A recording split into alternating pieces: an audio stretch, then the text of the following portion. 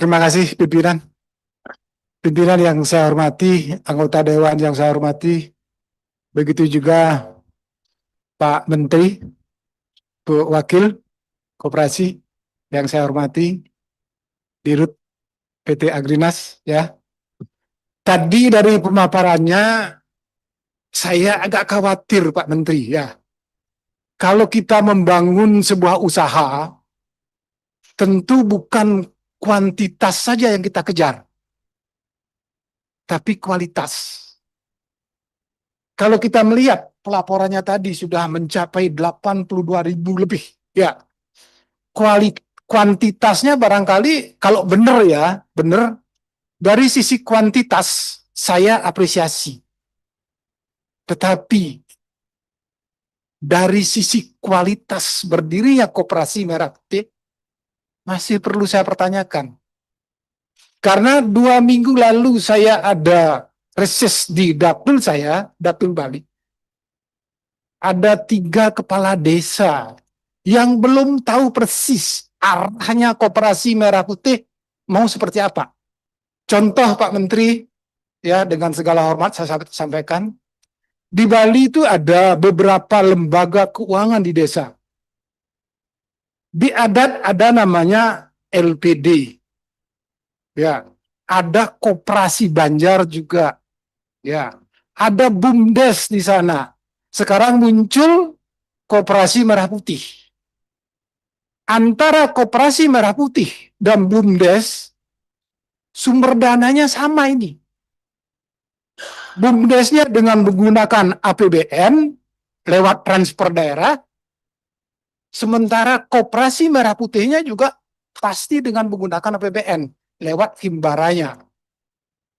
Nah, yang menjadi pertanyaan di masyarakat, makanya saya katakan nih, kualitasnya yang belum memadai adalah seperti apa operasionalnya antara BUMDes sama Koperasi Merah Putih. Apalagi sekarang menggandeng Agrinas untuk membangun infrastrukturnya. Padahal kita tahu ada BUMDes di sana, tujuannya ya untuk membangun infrastruktur juga. Ini akan ada overlap. Dana yang bersumber dari APBN juga, tetapi ada 2 kompetisi di sana. Yang kedua, tadi juga disinggung masalah koperasi simpan pinjam. BUMDesnya juga melakukan hal yang sama.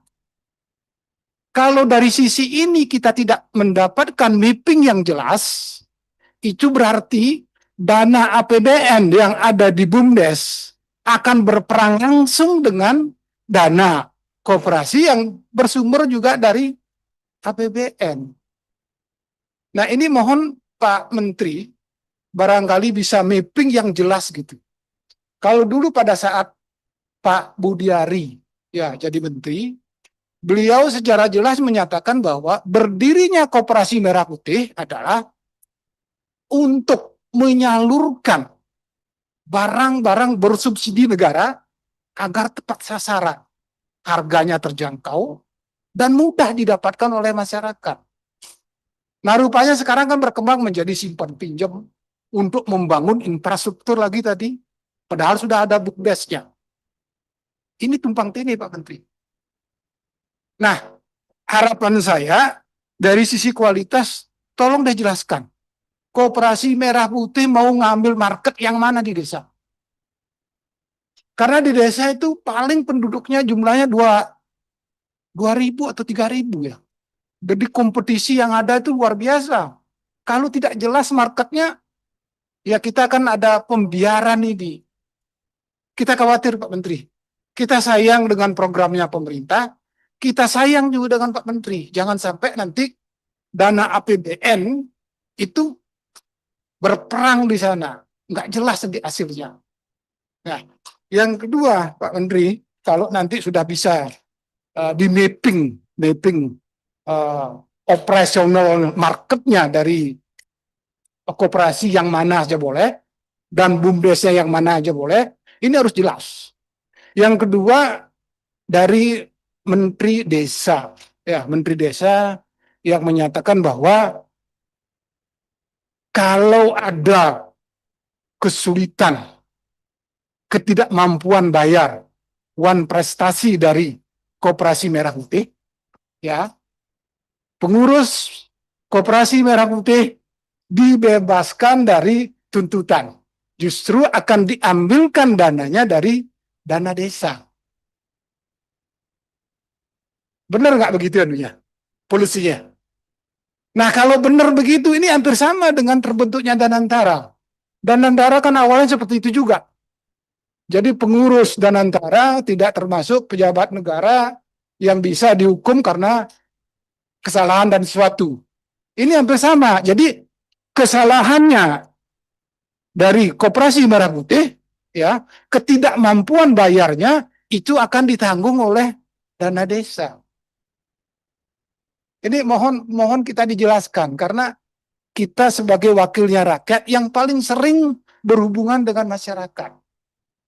Yang ketiga, Pak Menteri, ada juga laporan dari kepala desa bahwa dana desa yang mengalir setiap tahunnya itu dipotong 500 juta untuk menjadi bagian channeling atau bagian garansi dari Koperasi Merah Putih untuk mendapatkan pencairan dana.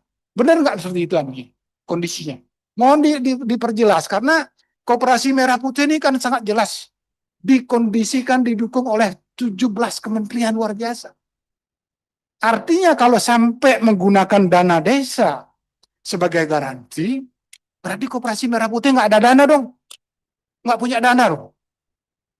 Kalau memang punya dana, ngapain dananya BUMDes, dana desa dipakai garansi?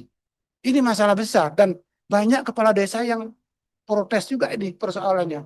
Karena kepala desa sudah menganggarkan, mengalokasikan dari tahun-tahun sebelumnya bahwa anggaran yang akan turun akan digunakan berbagai macam yang ada di desa. Nah, mohon dijelaskan nanti, jangan sampai tumpang tindih. Harapan saya sama seperti rapat-rapat terdahulu, saya sangat mendukung Koperasi Merah Putih karena 17 kementerian lembaga yang mendukung ini proyek yang luar biasa. Jangan sampai gagal gara-gara mapping marketing yang di desa itu nggak jelas, agar tidak menjadi tumpang tindih. Nah, barangkali itu Pak Menteri, jadi mohon dijelaskan nanti, sehingga pada saat kami ini berada di desa yang merupakan perwakilan dari masyarakat, bisa kami jelaskan apa sih kerjaannya nanti Koperasi Merah Putih, apa kerjaannya BUMDes, sehingga tidak tumpang tindih gitu. Nah, koperasi ini rupanya menjadi andalannya negara, andalannya presiden, andalannya yang ditunggu oleh masyarakat, Pak. Kiprahnya mau bagaimana? Mengatasi ekonomi Indonesia yang ini saya melihat bereksperimen. Koperasi Merah Putih ini eksperimen, Pak. Coba-coba. Ya. Bisa berhasil, bisa gagal. Ini kursi panasnya di situ, Pak. Sedangkan ini pertanyaan juga, ketika Pak Budiari, Bapak jadi Wamen mengajukan anggaran yang spektakuler, itu untuk memberikan supporting advokasi untuk pendampingan Koperasi Merah Putih. Kenyataannya tidak sesuai harapan. Nah, tentu saja ini Bapak harus berpikir lebih keras lagi. Kan tidak mungkin gagal, Pak. Kalau nggak ada duit, ya nggak jalan. Nggak bisa ngomong seperti itu. Ini problem.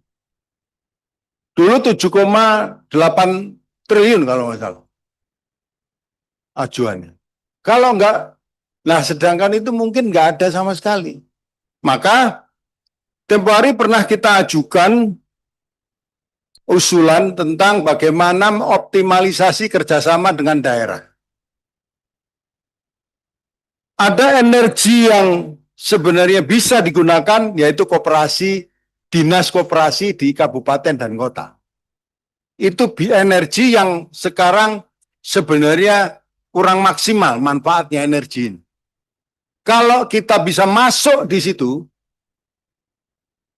Kementerian Koperasi berkolaborasi dengan Dinas Koperasi Daerah, ini akan ada energi baru. Ya, ini ada energi baru. Maka ini menjadi usulan karena 80.000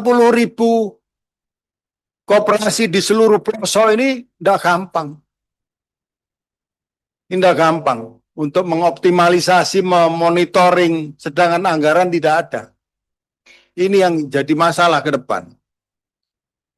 Nah, maka Pak Menteri, ini ada tidak hanya kita bicara merah putih yang berbasis wilayah, tapi beberapa saat yang lalu ini masukan saja. Ada asosiasi tebu, ini hubungannya dengan Pak Dirut juga. Asosiasi petani tebu datang ke sini untuk berkeluh kesah karena panen tebunya tidak terserap oleh pabrik gula karena impor yang berlebihan. Nah, harapan saya asosiasi yang berbasis komunitas ini juga diberikan tampungan, Pak Menteri, menjadi koperasi yang diberikan solusi. Tidak hanya berbasis kepada wilayah, desa, tapi ada koperasi yang berbasis komunitas. Ini Agrinas juga perlu ini. Nah, untuk lebih Agrinas sekarang ini desain ini, Pak. Ini kayak Indomart, Alfamart, Pak. Yang kalau di desa mungkin wah, spektakuler ini. Di sini ada klinik, di sini ada gudang pupuk, di sini simpan pinjam. Saya yakin, Pak, ini yang ngeri itu. Banyak pinjamnya. Simpannya pasti tidak ada, kembaliannya juga susah. Ini yang jadi masalah. Jadi hati-hati kalau kita ngomong simpan pinjam. Ya, ini mendapatkan perhatian. Nah, tadi teman-teman bertanya, dananya ini apakah dananya yang diberikan pinjaman dari negara yang nilainya kurang lebih 3 miliar, yang diambilkan dari ADD, apakah itu? Kalau 1,6 itu bangunannya saja, sedangkan ini perlu fasilitas lain, katakanlah ada mobil, ada motor, dan lain sebagainya, sudah 2 miliar, Pak. 3 miliar tinggal 1 miliar. Kalau itu dananya dari sumber dari situ. Maka ini menjadi suatu perancangan yang luar biasa. Berilah mereka kebebasan untuk memberikan rancangan-rancangannya, mungkin sudah punya gedung, dia sudah punya ruangan, bisa dimanfaatkan. Ya, Assalamualaikum warahmatullahi wabarakatuh. Terima kasih pimpinan. Pertama tentu kami sampaikan selamat kepada Pak Menteri Ferry Juliantoro yang sudah mendapatkan amanah menjadi menteri. Surprise buat kami, Pak, karena kami kemarin sudah mulai jatuh cinta kepada Pak Budi Ari. Karena beliau begitu terbuka kepada kami, begitu mendengarkan, dan kemudian bukan kan banyak orang pendengar yang baik tadi tapi tidak mampu merealisasikan dengan baik. Kami lihat sebenarnya Pak Budi Ari sudah mulai konkret dalam bagaimana menjalankan RDMP ini sebagaimana rencana dari Pak Presiden Prabowo begitu. Sebentar, HP.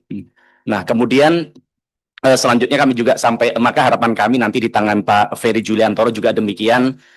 RDMP yang seperti kata kawan-kawan kami bukan tugas yang mudah, ke depan bisa dijalankan sebagaimana cita-cita yang diharapkan oleh kita semua. Yang pertama saya ingin dulu menanggapin soal pembangunan gedung fisik RDMP di setiap daerah. Jujur kami kaget melihat paparan Bapak tadi bahwa ada anggaran negara yang dihamburkan begitu besar untuk bagaimana membangun secara fisik gedung yang ada di desa-desa. Lah kalau jenengan kunjungan bahkan di dapil kami di Pasuruan Probolinggo, banyak loh Pak desa-desa yang punya gudang-gudang, punya ruang-ruang kantor yang sebenarnya bisa dimanfaatkan untuk itu. Lalu pertanyaannya kenapa harus capek-capek membuang anggaran negara yang hari ini sebenarnya rakyat untuk makan besok saja susah. Apalagi kalau saya hitung, jangankan 1,6 miliar dalam membangun satu gedung fisik. 1 miliar saja dikali 80.000 sudah 80 triliun duit negara yang dihamburkan untuk hal ini, Pak. Sehingga menurut kami ini sebenarnya sesuatu yang sia-sia begitu. Maka harapan kami ingin tanya sesuatu yang komprehensif. Sebenarnya dari pembangunan gedung yang ada ini apa seluruh desa wajib dan harus dibangun 80 ribu gedung tadi, Pak, begitu. Karena sebenarnya desa juga banyak yang sudah punya gedung, punya fasilitas pergudangan yang itu menurut kami bisa dimanfaatkan ke depan begitu. Nah, kemudian juga kami sedikit kecewa kenapa tidak melibatkan desa seperti kawan kami tadi, Pak Nengah. Kenapa kemudian desa yang punya BUMDes, yang mereka punya bahkan yang tidak punya BUMDes pun desa banyak sekali masyarakat desa yang punya tukang, punya orang yang menganggur. Kenapa mereka tidak dilibatkan dalam hal ini begitu? Nah, maka harapan kami kalau mereka desanya mampu untuk menangani sendiri, kenapa tidak serahkan ke desa? Kenapa harus ke orang lain begitu, Pak? Nah, ini harapan kami ke depan bisa menjadi perhatian kita bersama. Nah, kemudian juga yang kedua, Pak. Hari ini banyak sekali masyarakat terutama di kawasan lahan sawit. Mereka risau dengan adanya skema Kopdes Merah Putih yang dikelola yang akan dikelola oleh Koperasi Desa Merah Putih, yaitu soal lahan sawit, Pak. Itu betul tidak, Pak? Bahwa ada rencana dari Koperasi Desa Merah Putih akan mengelola lahan sawit yang ternyata lahan itu hari ini dikuasai oleh rakyat yang bahkan hak miliknya sudah dimiliki mereka begitu. Dan ternyata koperasi yang akan mengelola adalah koperasi di luar dari desa itu, Pak. Nah, sebenarnya apa sih, Pak, tujuan dari koperasi ini? Kenapa kemudian harus menjajah lahan-lahan sawit yang hari ini sudah dikerjakan oleh rakyat, yang rakyat sudah mendapatkan manfaat dari itu begitu. Nah, kemudian kenapa harus koperasi desa dari luar desa itu begitu? Nah, siapa yang akan menentukan koperasi desa mana saja yang akan mendapatkan lahan sawit itu, Pak? Nah, kami tidak mau ada agenda terselubung di sini, karena jangan sampai kemudian ini akan menjadi konflik agraria baru yang hari ini sudah mulai ada tanda-tanda itu seperti di Riau dan sebagainya. Maka di tempat ini kami minta klarifikasi dari Pak Menteri soal hal itu. Dan kemudian kalau itu betul, Pak, klasifikasi RDMP seperti apa yang bisa mengelola lahan sawit itu. Jangan sampai kemudian ini menimbulkan kecemburuan di tengah-tengah masyarakat. Bagaimana kepala desa yang bagus-bagus bekerja keras untuk bagian membangun RDMP di daerahnya, ternyata dia tidak diberikan kesempatan oleh pemerintah untuk mengelola sawit. Begitu juga dengan rakyat yang punya sawit. Jangan kemudian mereka yang sudah bertahun-tahun di tempat itu akhirnya dirampas oleh negara dengan atas nama RDMP, diserahkan kepada RDMP yang kemudian ternyata bukan dari masyarakat situ. Kami perlu perhatian soal hal itu begitu. Kemudian Pak Menteri, bagaimana memastikan 30% dana desa yang ditahan untuk jaminan kredit KDMP? Itu betul nggak, Pak? Bahwa setiap pinjaman yang dilakukan oleh RDMP itu KDMP ini itu 30%-nya adalah dana desa yang dijaminkan begitu. Nah, kami perlu klarifikasi itu. Jangan sampai kemudian dana desa ini kemudian karena karena diblokir untuk menjadi jaminan itu kemudian menghambat pembangunan di desa begitu. Nah, termasuk ini pertanyaan lanjutan untuk bagaimana Agrinas. Nah, biaya pembangunan tadi, Pak, 1,6 miliar dari mana, Pak? Mohon dijawab dulu, izin pimpinan boleh saya tanya. Dari Danantara. Jadi bukan dari dana desa yang dipinjam melalui Himbara, tidak ya?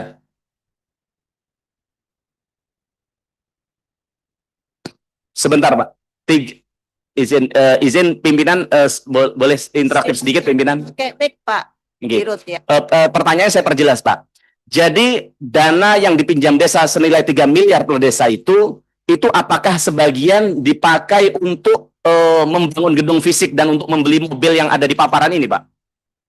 Semua dana yang dicairkan atau yang diberikan kepada Agrinas adalah untuk membangun fasilitas fisiknya maupun sarana prasarana pendukung daripada kegiatan koperasi tersebut, Bapak. Termasuk modal usaha? Saya tidak tahu, Bapak. Bahaya ini, Bos. Jadi kalau kemudian dana desa, pinjaman yang dilakukan pinanya adalah dana desa 30%. Sekarang, Pak, bagaimana desa bisa mengambilkan duit 1,6 miliar, kemudian beli mobil begini, kalau kemudian usaha, kita ngomong nggak usah jalan. Kita bicara saja ketika ini berjalan, berapa dia yang harus cicil untuk bagaimana bisa memenuhi dan membayar modal yang sudah dia habiskan untuk pembangunan fisik itu begitu. Nah, harapan kami ini perlu mendapat penjelasan lebih lanjut soal skema hal ini, Pak. Karena bagaimana ketika dulu kawan kami bertanya soal roadmap bisnis model, soal RDMP ini ya sampai hari ini tidak ada juga itu bisnis model yang kami minta paparannya. Seperti yang disampaikan kawan kami di Bali. Kami di daerah kami juga ketika reses kemarin kami ketemu dengan banyak kepala desa, Pak Dirut. Ya, ketika kami kemarin di desa ketemu dengan banyak sekali kepala desa, mereka bingung, Pak. Bahkan ada banyak desa yang tadi Bapak sampaikan sudah setiap desa sudah dilakukan pelatihan dan sebagainya. Di tempat kami rasanya tidak. Bapak nanti saya cek. Bahkan jangankan tingkat operasional di lapangan yang menjalankan koperasi ini, bahkan kepala desa saja bingung koperasi ini mau diapakan begitu. Nah, jangan sampai seperti kata Pak pimpinan tadi, jangan sampai kemudian gedungnya fisik jadi, kemudian jadi kandang kambing atau dari rumah hantu begitu. Nah, ini harapan kami perlu mendapat pencermatan ke depan. Nah, kemudian soal selanjutnya adalah soal pertanyaan kami dari 80.000 Koperasi Desa Merah Putih, bahkan update-nya tadi 82.000, Pak. Berapa yang sudah bankable, Pak? Jadi dari 82.000 yang kami dengar ada hanya 1.000 yang bankable. Artinya hanya 1.000 yang bisa mengakses kredit di perbankan. Itu betul nggak? Nah, kalau yang bankable hanya 1.000, sisanya yang 81.000 itu diapakan? Apakah tetap dipaksakan untuk jalan, untuk menjalankan usahanya atau tidak? Ketika dipaksakan karena dalam rangka program negara, lalu yang bertanggung jawab, Pak Menteri, lalu yang bertanggung jawab itu ketika terjadi kegagalan siapa? Apakah dana desa yang dijaminkan tadi, yang kemudian ketika gagal akan menghambat program stunting di desa, jalan desa, dan sebagainya? Atau apa? Atau siapa? Begitu. Dan kemudian mitigasinya, Pak. Sekarang MK ini saya lihat sudah mulai benar. Sudah melakukan langkah-langkah, setiap kebijakan negara yang di luar koridornya sudah dikembalikan lagi ke jalan yang benar. Nah, sekarang mitigasinya apa? Ketika misalnya Mahkamah Konstitusi memutuskan bahwa dana desa tidak boleh lagi digunakan untuk jaminan. Lalu siapa yang menjamin 30% tadi, Pak? Apakah negara atau uang dari mana begitu? Ingat bahwa negara kita melakukan efisiensi begitu besar di dana transfer daerah, dana desa dan sebagainya. Tapi kemudian di satu sisi ada ironi, ada sesuatu pembangunan fisik yang secara ugal-ugalan yang nilainya 80 triliun tadi, ditambah lagi 30%. Lalu sebenarnya tujuan dan arah pembangunan bangsa ke depan seperti apa sih? Karena RDMP sendiri dampaknya sekarang nggak ada, Pak. Di lapangan Bapak coba tanya di bawah, nggak ada, Pak. Saya nggak tahu di daerah lain, tapi di tempat kami, di dapil kami, kalau Bapak pengen tanya apa yang saya sampaikan ini, saya antarkan Bapak ke desa yang sampai hari ini bahkan dia tidak tahu mau melakukan apa. Karena mereka juga takut. Saya tidak mau lagi kami jadi kemudian jadi martir bagi pemerintah atas kebijakan-kebijakan yang kemudian tidak diatur dengan dengan baik begitu, Pak. Nah, kemudian selanjutnya adalah soal keluhan atas timpang tindih antara KDMP dengan BUMDes, Pak.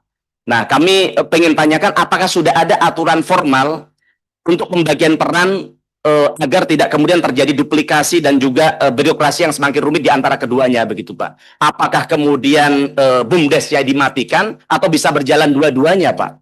Karena banyak sekali BUMDes yang di daerah-daerah yang berjalan begitu. Lalu kemudian juga nanti ke depan LPG 3 kilo, pupuk dan sebagainya, itu katanya akan disalurkan melalui BUMDes. Lalu bagaimana dengan nasib yang selama ini agen-agen LPG, agen-agen pupuk yang sudah berjalan seperti apa, Pak? Karena mereka sudah menghidupi keluarganya dan sebagainya, banyak orang yang bekerja di dia, jangan sampai kemudian ini dalam rangka KDMP kemudian mematikan kehidupan dari rakyat kita yang hari ini sudah berjalan begitu, Pak. Nah, harapan kami tidak terjadi.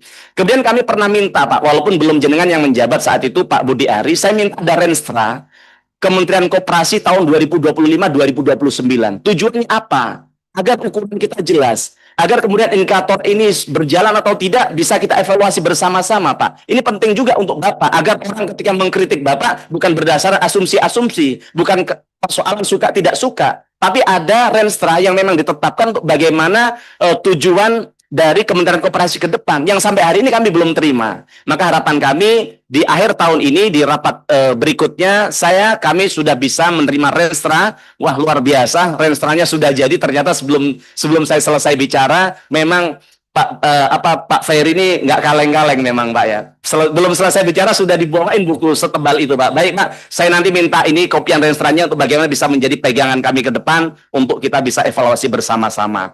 Nah kemudian bagaimana memastikan agar usaha di daerah, petani, nelayan, bisa kemudian bisa disinergikan dengan koperasi Desa Merah Putih, Pak. Nah, harapan kami ke depan tidak menjadi penonton ke depan begitu. Nah, kemudian kami dengar ada MOU antara Menteri Koperasi dengan Agrinas soal distribusi pangan di sana, Pak. Nah, ini jangan kemudian jadi monopoli. Itu betul nggak? Ada apa namanya? Ada kolaborasi untuk bagaimana memastikan distribusi dari produk-produk pangan ke desa. Nanti kami dijawab kalau itu tidak benar begitu. Nah, kemudian bagaimana mekanisme pelibatan para nelayan, para petani, hasil-hasil taninya kok mereka ini sampai sekarang juga masih kesusahan untuk bagaimana menjual produknya. Misalnya di tempat kami di wilayah Tosari, pegunungan dekatnya Bromo, mereka tetap tuh untuk jual apa namanya hasil taninya, kentangnya mereka harus jauh-jauh ke kota begitu. Nah, itu kami perlu jawaban lebih lanjut. Nah, kemudian biaya pembangunan sudah, apakah ya itu aja mungkin dari kami. Terima kasih banyak. Assalamualaikum warahmatullahi wabarakatuh. Isu ini sudah hampir 1 tahun bergulir, Koperasi Merah Putih. Dan kami mendapatkan isu ini yang kami dengar, itu selalu berubah-ubah. Tentang arahnya, kebijakannya, dan juga ruang bisnisnya. Dan terakhir ini keluar Impres 17 tahun 2025 bahwa Agrinas ditunjuk penugasan untuk membangun gerai-gerai yang 82.000 lebih untuk di seluruh Indonesia membangun gerai Koperasi Merah Putih. Rekan-rekan sudah menyampaikan ada suatu kekhawatiran. Volumenya begitu besar, waktunya sangat singkat. Sedangkan yang diemban Kementerian Koperasi dan Agrinas ini harus cepat dan membangun yang besar dan harus sukses. Dan rekan-rekan pun tentunya menanyakan, karena isu yang berubah-ubah ini Pak, dari mana sumber pendanaannya? Dan terakhir kami mendengar isu pendanaannya adalah Agrinas akad kredit sama Himbara. Tadi Bapak mengatakan sumber dananya dari Danantara. Itu tolong diperjelaskan, apakah ini dari Danantara ataukah dari Himbara, perbankan Himbara, Pak? Kalau akad kreditnya itu untuk 7.000 gerai yang prioritas utama, Pak. Kita ada 82.000. Target kita ada bulan April tahun 2006. Kajiannya sudah kita pelajari tidak, Pak? Kan sudah rapat sama kepala daerah ataupun wali kota dan sekda. Itu sudah, Pak ya? Sudah ada belum, Pak? Sudah. Kalau sudah berarti mapping daripada pembangunan daerah lokasi lahan tersebut. Itu kita sudah harus paham, Pak. Bahwa banyak persoalan-persoalan di desa itu susah untuk mendapatkan lahan. Lahan daripada tanah desa itu sudah rata-rata habis dibangun sekolah, SMEA, SMK, SD, dan koperasi, dan semuanya, Pak, sudah habis, Pak. Banyak daerah sudah tidak mempunyai lahan lagi di desa-desa. Itu fakta, Pak. Karena saya 15 tahun menjadi kepala daerah. Nah, ini perlu menjadi suatu kajian. Kalau kita untuk akselerasi 82.000 itu harus selesai di Maret ataupun April 2026, saya pesimis sekali di situ, Pak. Itu yang pertama, Pak. Yang kedua, permasalahannya adalah kembali ke masalah pendanaan, Pak. Apakah pendanaan gerai ini seketika Agrinas sudah menyelesaikan pembangunan gerai untuk Koperasi Merah Putih, status gerai ini itu adalah aset siapa?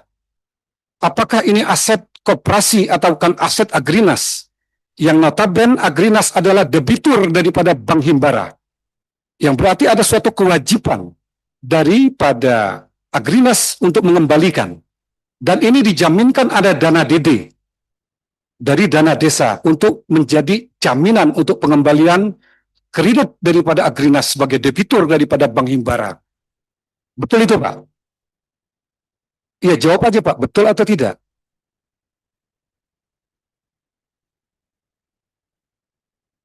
Enggak, ini harus jelas, Pak. Jadi kita berhadapan sama konstituen di lapangan, Pak. Selalu menanyakan ini, Pak. Karena ini kita menaruh harapan yang sangat besar sama KMP ini, Pak. Karena dalam sejarah Republik ini, kita memberikan ruang yang sangat besar bahwa kronologis daripada bangsa kita terletak di desa. Saat sekarang kita membangun desa untuk meningkatkan keadilan daripada perekonomian kita, saat sekarang kita harus memberdayakan ekonomi perdesaan. Nah, ini jangan sampai kita ada suatu antras daripada masyarakat nanti ketika KMP ini gagal. Berarti kita harus one-was. Yang bertanggung jawab kita, Pak. Kita sebagai mitra, anggota Dewan, Komisi 6, ini turut bertanggung jawab. Jadi harus jelas, Pak, dalam persoalan ini, Pak. Ya, kalau tidak nanti kita, kalau tidak bisa dijawab sekarang, jawaban tertulis, Pak. Kami mintakan, Pak. Ya, nanti aja, Pak. Itu, Pak. Ya, Pak. Itu satu, Pak. Yang kedua, permodalan ini, Pak. Ada 3 miliar, Pak.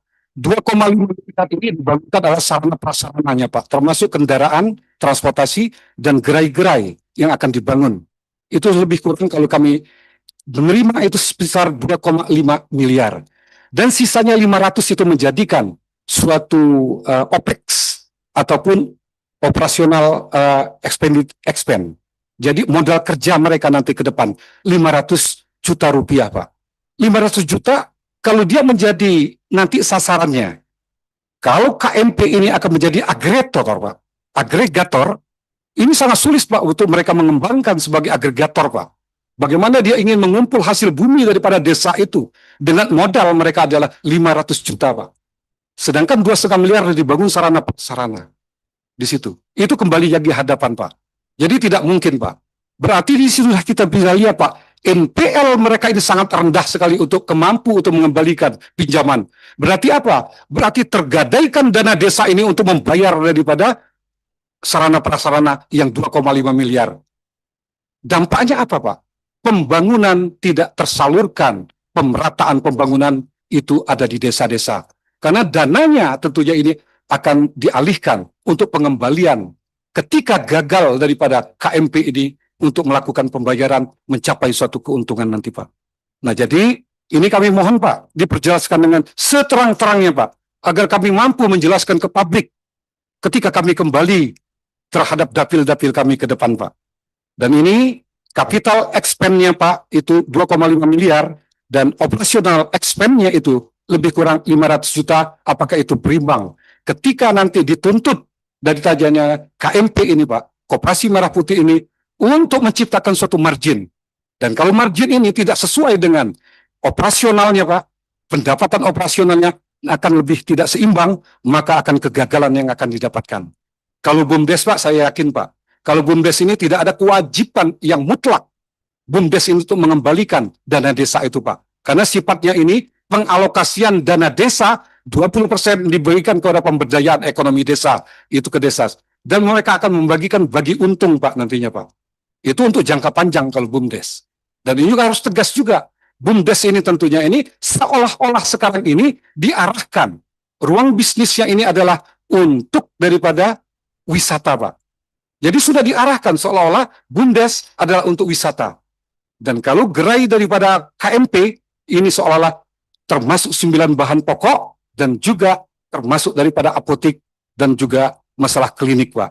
Dan ini tolong, Pak, nantinya ini, Pak, diperjelas, Pak. Dan kami mendengar juga, Pak, bahwa SDM nanti kelak akan di-drop daripada dana PE ini sumber daya manusia dari K3, Pak.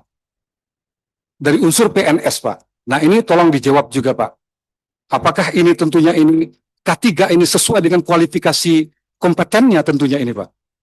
Iya, P3K, Pak. Sorry, Pak. Nah, jadi itu, Pak. Dan yang terakhir, Pak, masalah perkebunan dan pertambangan.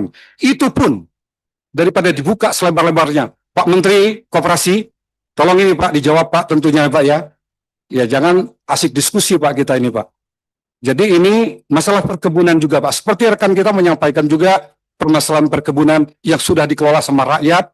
Jangan apakah ini akan diberikan juga khusus kepada KMP ini, dia akan mengelola perkebunan dan pertambangan. Dan mereka pasti tidak mempunyai modal. Dan pasti mereka akan menggandakan investor. Kalau ini investor akan digandeng, kembali KMP ini akan menjadi kaki tangan para investor-investor yang berlindung di balik daripada KMP ini, Pak. Dan ini tolong tentunya ini diperhatikan dengan ini, Pak. Dan kami menyarankan, Pak, anggota koperasi daripada KMP ini ke depan, ini adalah seluas-luasnya.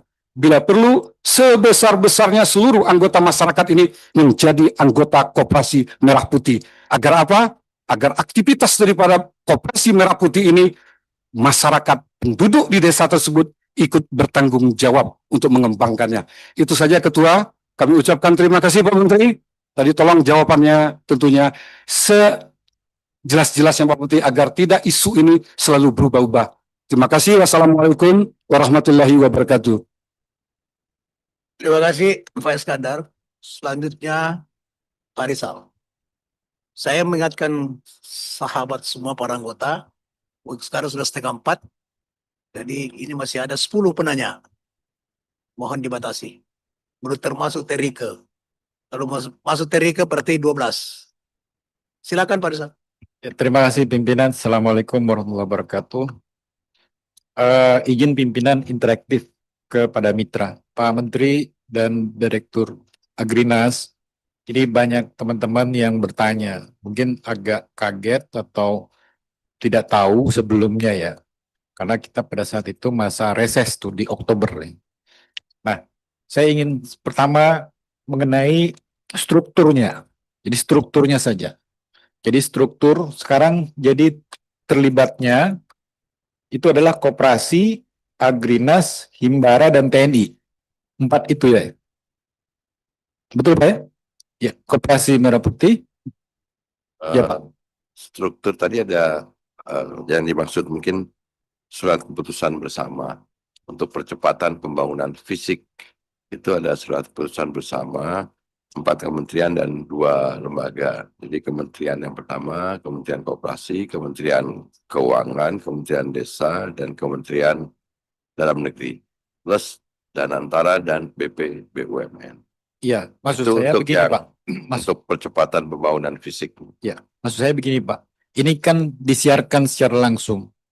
Ya, artinya supaya masyarakat jelas. Inilah kesempatan Pak Menteri sama Direktur Agrinas menjelaskan bahwa di lapangan nih Pak, di lapangan berarti ada Koperasi Merah Putih, ada PT Agrinas, ada TNI, ada Himbara di lapangan Jangan enggak. Jadi atas dasar SKB di dalamnya situ ada Danantara dan Danantara melalui Bank Himbara ke Agrinas.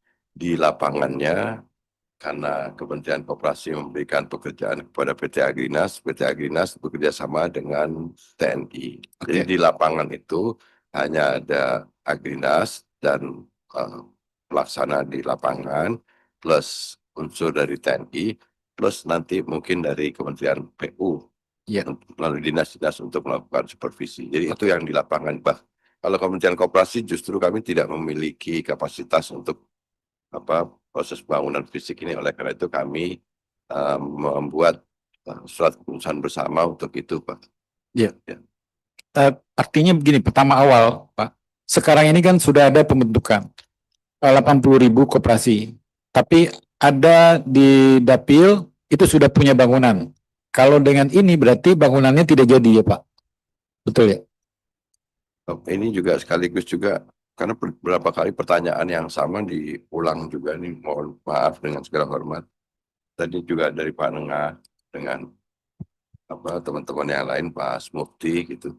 Jadi 82.000 sekian itu pembentukan badan hukumnya, akte-nya Pak Ya, Nengah. aktenya. Jadi kalau ditanya belum operasional memang belum. Ya, oke. Jadi yang ada adalah 100 yang menjadi mock-up itu yang akan sudah betul-betul jalan, itu bisa dilihat. Nah, sekarang tahap operasional itu terbagi 2. Pertama, pembangunan fisik gudang, gerai, dan sarana kelengkapan dan pendukungnya. Kemudian tahap pelatihan kepada pengurus dan pengelola dari Koperasi Desa Kelurahan Merah Putih. Nah, paralel semua dilakukan, harapannya setelah fisiknya selesai, kemudian operasionalnya sudah jalan. Jadi ini untuk meluruskan Pak, Bapak, teman-teman semuanya, jadi supaya jangan ada persepsi bahwa 82.000 itu udah operasional, bukan. 82.000 itu pembentukan badan hukumnya. Terima kasih.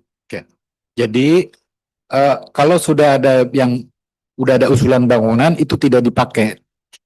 Nanti pakai yang baru ini. Begini, maksud saya di dapil itu, Pak, saya sudah ada legalnya dan sudah ada bangunannya.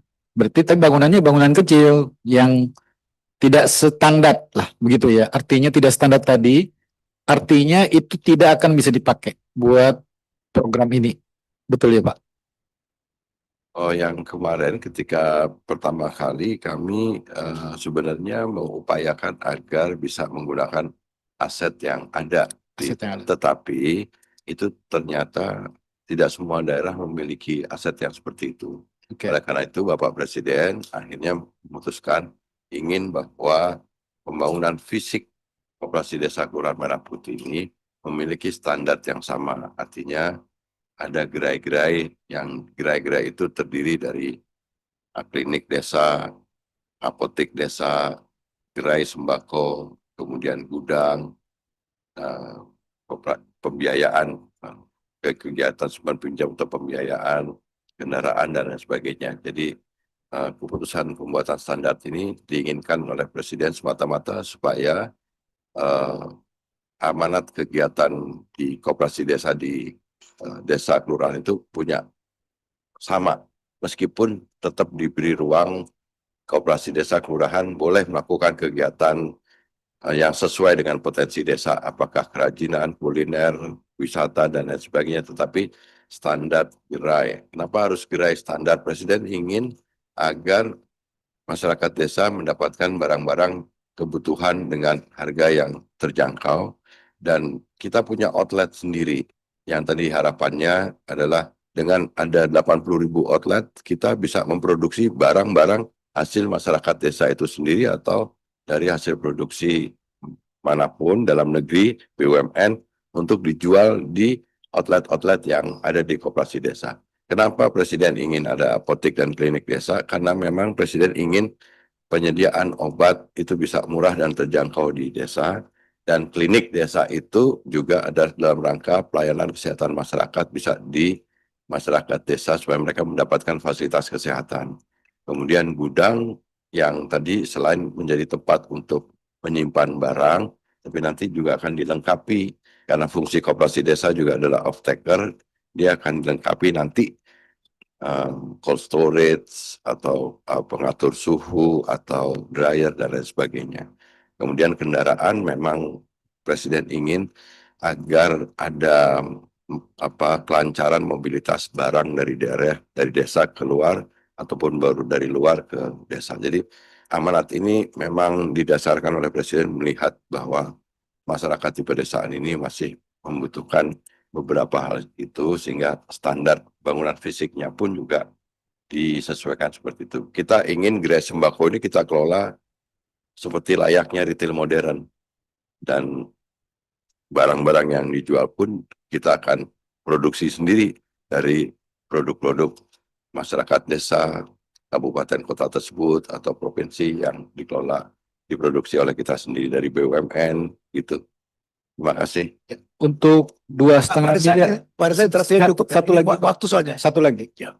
Bang Naikan, Saya interupsi. Jangan tanya jawab begini, nanti habis waktunya. Oh, ya. Kita masih banyak yang belum bicara ini. Ya. Rizal cukup ya? Ya cukup. Baik, makasih. Selanjutnya.